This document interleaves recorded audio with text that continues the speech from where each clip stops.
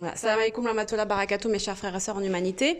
Je reviens sur cette vidéo pour vous parler de manière un peu ferme euh, et, et, euh, et sérieuse parce que l'heure est très grave, mais j'ai pas l'impression que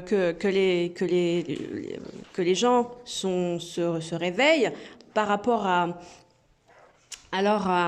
l'urgence de la situation. Euh, Il y a un repentir sincère à faire, un retour vers Allah, comme on l'a dit depuis maintenant quelques mois, depuis voilà, plusieurs semaines.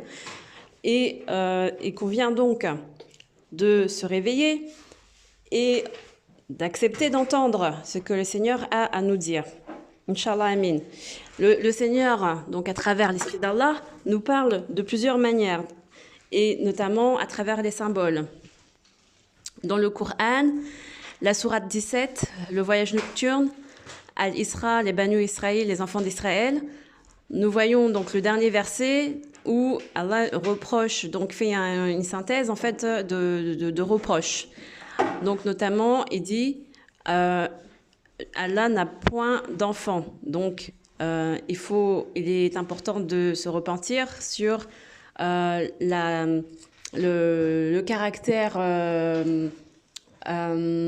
propagande, tu vois, le caractère propagande de la France, fille aînée de l'Église chrétienne, qui a propagé partout Jésus, Issa, paix sur lui, fils de Dieu. C'est faux, c'est un mensonge, c'est une parole dite, jugée, qualifiée d'abominable, d'abomination par notre Seigneur dans le Coran, dans le Coran.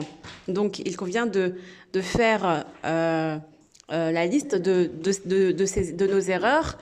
Donc ça, premièrement, il faut demander pardon sur ça, parce que c'est très grave, et c'est une entrave au monothéisme pur, au tawhid, donc à l'unicité d'Allah et à la vérité. C'est une entrave à la lumière d'Allah.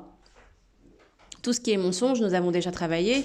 Tout ce qui est mensonge, calomnie, rumeur, fornication, adultère, souillure, nuisent à la lumière, enfin, nuisent, entrave, empêche la lumière d'Allah dans nos cœurs. Donc, la lumière d'Allah, elle est puissante, elle est vraie, c'est celle-ci qu'on recherche pour illuminer nos cœurs, revivifier nos cœurs, nos âmes, pour être en connexion avec l'esprit d'Allah. D'accord? C'est cette idée, ce symbolisme de la réunion du soleil et de la lune, de la spiritualité, donc cette volonté de se connecter avec le vrai, la vraie lumière d'Allah, avec la vraie démarche, la vraie mission divine, donc ce côté donc lunaire. On marche, on a des projets qui correspondent à la volonté divine, à la mission, à notre mission divine sur Terre. Donc ça, c'est la réunion du côté soleil et lumière, la réunion de ces deux-là. Si on marche avec notre Seigneur, si on est connecté réellement avec la lumière d'Allah de notre Seigneur, pour projeter et pour accomplir notre mission divine voulue par notre Seigneur, eh bien c'est ça la réunion du soleil et de la lune. C'est toute cette symbolique-là qu'il convient de comprendre, de méditer et de s'en inspirer, de vouloir s'approcher de ce but ultime pour obtenir les faveurs de notre Seigneur Allah, pour obtenir le paradis. Inch'Allah, amin. Bien sûr, on obtient le paradis de par sa miséricorde, mais il convient de fournir des efforts, de comprendre quelles sont les choses qui nous sont reprochées, quelles sont nos erreurs, comment faire tauba, comment faire le repentir sincère et comment ça se matérialise dans la vie concrète de tous les jours, dans notre vie au quotidien, en 2021 par exemple, au jour d'aujourd'hui, dans notre nation, la France, par exemple, et dans le monde. Inch'Allah. Donc, pour être guidé, pour comprendre tout ça, c'est des notions très délicates. Donc, pour être guidé, il y a des prédicateurs, il y a des imams, il y a des personnes qui viennent vous parler de la part du Seigneur Allah. J'en fais partie. Donc, écoutez, ce que j'ai à dire, c'est le message du Seigneur Allah, c'est le message de l'Esprit d'Allah qui parle à travers moi. Et je ne dis pas les choses pour faire plaisir à telle ou telle communauté ou pour faire la belle. Non, je ne dis pas les choses pour rien. Si je reçois les visions, je reçois les songes, je reçois les commandements de l'ordre d'Allah, c'est pour vous le communiquer de manière claire, avec clarté et avec le plus possible voilà, le plus vrai possible. Voilà. Dans l'intention, il y a quelque chose donc de prise de conscience. Il faut que la France prenne conscience de ses fautes, de ses erreurs, depuis des siècles et des siècles jusqu'à maintenant, et qu'elle prenne la responsabilité, et puis après qu'elle cherche le pardon de son Seigneur. Chercher le pardon de son Seigneur, se repentir, ça passe par une phase de prière, de méditation, de réflexion et de connexion intime avec son Seigneur Allah. Mais après, il y a une phase aussi d'action. Et nous sommes arrivés aussi à cette époque où la phase d'action a toujours un petit peu été occultée. Il convient que depuis quelques jours, nous insistons sur l'action, sur le fait de faire des actions, voilà, prouver que nous adhérons à des valeurs, à des valeurs de l'islam, à des valeurs qui nous touchent au fin fond de notre cœur, que nous portons ces valeurs. Vous voyez, c'est comme dans les films ou dans les musiques, on entend « je ferai tout pour toi, ma chérie, je ferai tout pour toi, mon chéri, je mourrai pour toi, je t'aime tellement que voilà, je ferai tout dans mon possible, je sortirai mes tripes pour toi, etc. etc. » Vous comprenez en fait cette idée de vouloir, voilà, tout donner à son Seigneur. Là, tout à l'heure, on parlait de sa femme ou de son époux. On veut, voilà, ou de ses enfants. On fera tout pour ses enfants. On pourra mourir pour ses enfants, pour leur bien-être, etc., etc. Mais là, on est dans une phase de voilà, comment vas-tu prouver que tu aimes ton Seigneur? Comment vas-tu prouver que tu comprends le message? Comment vas-tu montrer ton amour, ta ferveur pour ton Seigneur Allah? Tu vois ce que je veux dire? Donc chacun aura la possibilité, chacun à son niveau, de montrer jusqu'où il est capable d'aller en fait, jusqu'où il est capable de comprendre, de porter la responsabilité de la faute et de la réparation. La réparation qui est une réparation individuelle, c'est-à-dire qu'en nous-mêmes, on doit se donner cette chance, cette opportunité de réparer nos erreurs, d'accord, de manière individuelle, mais aussi de manière, voilà, porter cette réparation à l'échelle collective. C'est-à-dire que là, la France, par exemple, la nation française, je vous ai montré au fur et à mesure de l'histoire qu'elle n'est pas voilà, elle a le sang de plusieurs opprimés sur le dos. Donc, le fait Attends, Imran, par contre, il faut que tu descendes, s'il te plaît.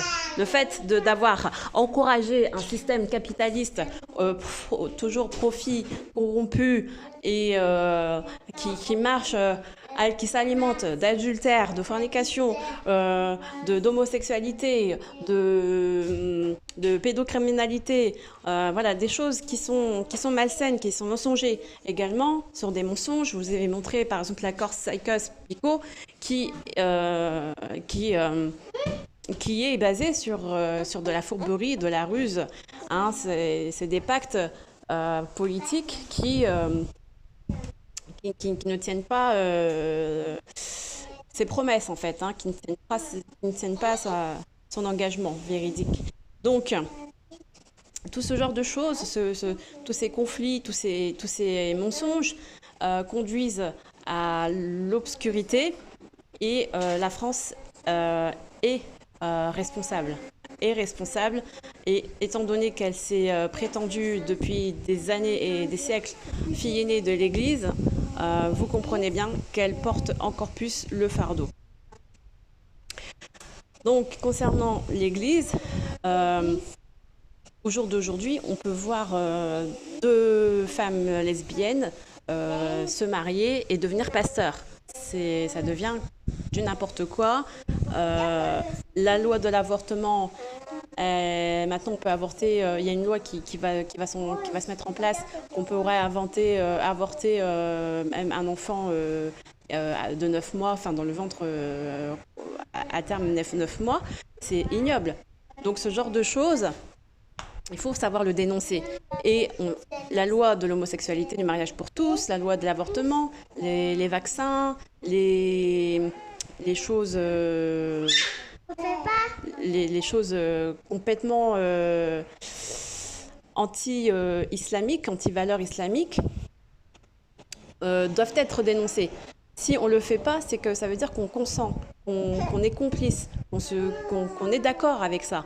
Alors, les musulmans de France, où êtes-vous? Nous sommes 2 millions en France. Où êtes-vous? Est-ce que vous protestez? Est-ce que vous contestez? Est-ce que vous dénoncez le blâmable? Oui, il y a les imams pour vous représenter, mais vous êtes aussi un individu à part entière qui a la charge de prononcer son avis, d'accord? De donner son avis, d'aider à la réparation des fautes, d'aider à l'établissement d'un État d'un État juste, voilà, d'un État juste, équitable, d'un État, Moïse, peut un coup, d'un État voilà, qui serait fidèle aux valeurs de l'islam, comme on l'a dit. Mais pour que ça se fasse, ça ne peut pas se faire, Imran. Ça ne peut pas se faire d'une baguette magique. Notre Seigneur Allah attend de nous des actes, des efforts, une compréhension, une méditation et une initiation et une initiative aussi. D'accord? Si on n'a pas d'initiative, il ne peut pas comme on dit, aide-toi et Dieu t'aidera. D'accord? Donc si vous ne parlez pas, si vous dites rien, si vous êtes caché dans votre maison, si vous acceptez le nouvel ordre mondial, si vous faites tout bien comme le président Macron vous dit, vous allez aller tout droit dans le mur et vous ne pourrez plus, à un moment donné, même si vous vous repentez, ce ne sera pas accepté. Donc, par rapport encore, je reviens à la sourate 17 au dernier verset. Donc il y a le fait que nous ne devons pas associer, attribuer à Allah d'enfants. Donc ça c'est une erreur déjà qu'il faut réparer, une faute qu'il faut dire, qu'il faut dénoncer. Et les chrétiens doivent le dire, doivent le dénoncer haut et fermement. De deux. Donc ça revient encore ce symbolisme du cristal. Vous savez, Al en arabe, c'est comme l'article défini, le la. Donc le Christ, tu vois, le Christ, ce cristal qui a été commandé, comme on en a parlé hier, qui a été commandé pour soi-disant protéger la pierre d'Ibrahim, paix sur lui, de la Kaaba. Sauf que c'est du superflu. C'est du superflu, on n'a pas besoin. La pierre en elle-même se suffit à elle-même, n'a pas besoin d'être protégée, d'être de protection ni quoi que ce soit. Et ce cristal, est-ce que ça a été sous ordre d'Allah? Vous savez, tout ce qui est sacré, tout ce qui est Kaaba, c'est un lieu sacré, tout ce qu'on met dedans, tout ce qu'on y fait, il faut toujours un accord du Seigneur Allah. On fait pas n'importe quoi, on met pas n'importe quoi. On se réveille pas un matin et dire oh bah je vais mettre des fleurs à côté de la Kaaba, peut-être c'est bien, peut-être c'est joli. Non, il y a des codes, il y a des choses à respecter. Le Seigneur Allah, on doit toujours consulter notre Seigneur Allah. Est-ce que ce cristal a été commandé avec parce que c'est le Seigneur Allah qui nous l'a demandé, qui l'a demandé? Est-ce que c'est fait dans l'esprit de satisfaire notre Seigneur Allah, ou est-ce que c'est fait dans l'esprit de satisfaire un ego, un intérêt, une envie, une luxure, ou tu vois? On a parlé des intentions. Quelles étaient les intentions de ce cristal qui a été commandé donc, à l'international? Et c'est la France qui a pris la commande. Et c'est donc une famille héritière spécialisée en verrerie qui a pris cette commande. Mais voilà, comme on l'a dit, c'est des familles héritières qui sont dans cette logique de CAC 40, d'action, dans cette logique d'enrichissement, de politique, de prestige. Voilà, c'est des choses qui sont assez... Allez, les garçons, on descend. C'est des choses qu'il faut vraiment prendre en compte. La famille... royale saoudienne qui a commandé ce cristal n'avait pas autorité sur la Kaaba parce qu'elle ne faisait pas partie de la famille hachimite, donc du prophète Mohammed sallam qui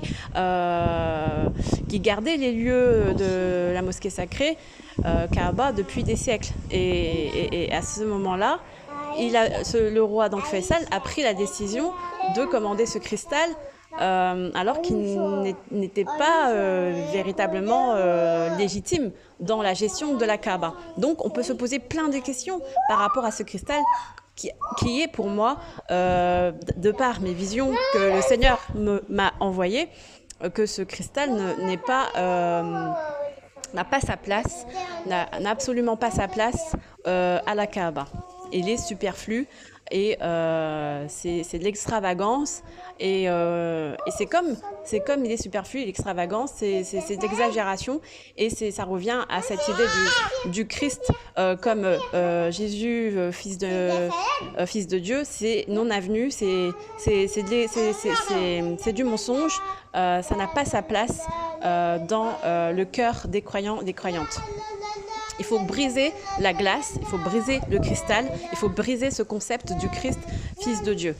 Voilà, donc il faut briser ce cristal également qui est à la Kaaba, symboliquement, il faut casser cette attitude d'associationnisme, d'accord? Cette attitude qui ne reflète pas, qui ne représente pas les commandements d'Allah, d'accord? Voilà. Il y a aussi le fait que ne pas associer, n'a pas d'associé en sa royauté. Donc ça, c'est quelque chose ici qui nous est reproché. Donc Allah il décide de qui il veut comme héritier sur terre. Alors, c'est pas tout le monde qui est héritier. C'est pas à nous de s'auto-préclamer héritier, par exemple, des lieux saints, ou héritier de la terre, ou héritier du commandement d'Allah, etc. Non, c'est pas à nous de décider, c'est à Allah. C'est Allah qui choisit qui il veut. Et sur cette terre, on a la tendance à voir que les politiciens, les chefs d'État, etc., se donnent des autorités qui ne sont pas légitimes, en fait. Et ils ne veulent pas non plus entendre l'autorité religieuse qui est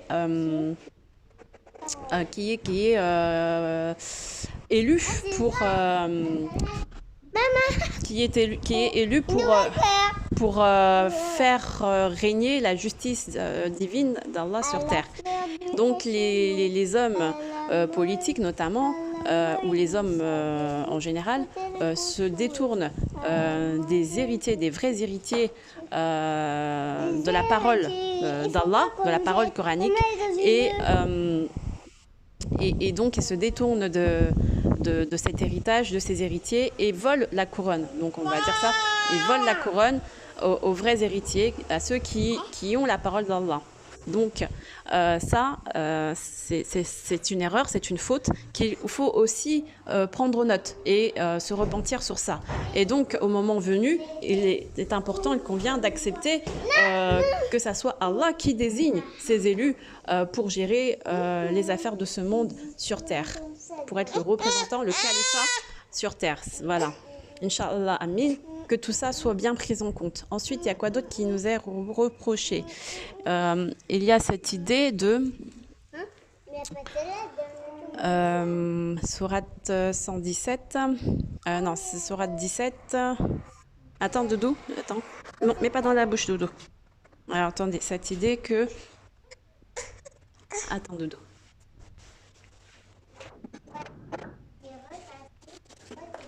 Ah oui, il n'y a pas de... Tu n'as, tu ne peux- En fait, c'est ce verset qui dit que il y a, tu ne peux pas humilier le Seigneur Allah. Et peu importe ce que tu vas faire ou ce que tu vas dire, peu importe les actes mauvais pour abaisser soi-disant le Seigneur Allah, en rien tu ne pourras l'humilier ou lui porter une humiliation sur le Seigneur Allah. Et nous devons proclamer sa grandeur, sa majesté, sa puissance, son unicité. Voilà, c'est ça en fait. Donc, subhanallah, alhamdulillah, la ilaha illallah, Allah akbar. Astaghfirullah. Voilà, donc vous devez comprendre que peu importe nos erreurs, nos fautes, etc., et nos mauvaises intentions à l'encontre du Seigneur Allah, ça, le Seigneur Allah est trop glorieux que, pour que ça puisse le toucher. C'est que c'est nous, en fait. Le mal que l'on fait, ça nous touche nous-mêmes. Le mal que l'on fait de nos mains, c'est à nous-mêmes que ça se retournera. C'est contre nous-mêmes. Donc, si aujourd'hui on cherche à réparer les fautes, les garçons, vous descendez, s'il vous plaît. Si aujourd'hui je vais parler une fois, après je vais me fâcher. Je descends. Toi aussi, Moïse. Donc, si nous cherchons à réparer nos fautes, à vous parler, si nous cherchons à vous faire entendre la parole d'Allah, c'est pour notre bien à nous, nous-mêmes, d'accord? Pour que, si nous parlons, par exemple, je descends. Si nous parlons aux chrétiens, si nous parlons aux juifs, si nous parlons aux musulmans, si nous parlons à l'humanité, peu importe, c'est pour le bien, c'est pour nous-mêmes, le bien à nous-mêmes, pour nous-mêmes. Alors, nous ne sommes pas là pour maudire les gens. Nous maudissons ni les chrétiens, nous maudissons ni les juifs, ni les israéliens, ni les musulmans. Non, nous ne sommes pas là pour maudire. Au contraire, nous sommes là pour vous parler et vous faire... voilà, pour nous c'est un message qui me comprend également, bien sûr. Mais c'est pour notre bien. Voilà, pour notre bien, pour notre salut, pour que nous réussissons, Inch'Allah, Amin, ensemble. D'accord? On ne peut pas réussir tout seul, pour que nous réussissons ensemble. Donc c'est un message d'unité pour tous, pour l'humanité. Et la France doit se sentir responsable et davantage se sentir concernée par la réparation des fautes, des erreurs. Alors pour Israël, donc j'ai hier demandé, voilà, pour certains, tiens, donne-lui. Pour hier, j'ai demandé à certaines personnes du peuple d'Israël, voilà, je les ai invités à l'islam, etc. Mais bon, ils ont toujours refusé, ils refusent mon invitation, mais voilà, je ne perds pas espoir, je laisse toujours cette main tendue à l'islam parce que de toute façon, nous ne faisons que transmettre le message, communiquer ce que le Seigneur attend de nous, ce que le Seigneur a à dire, voilà, à travers nous communiquons le message, mais en ce qui concerne les comptes, le règlement des comptes,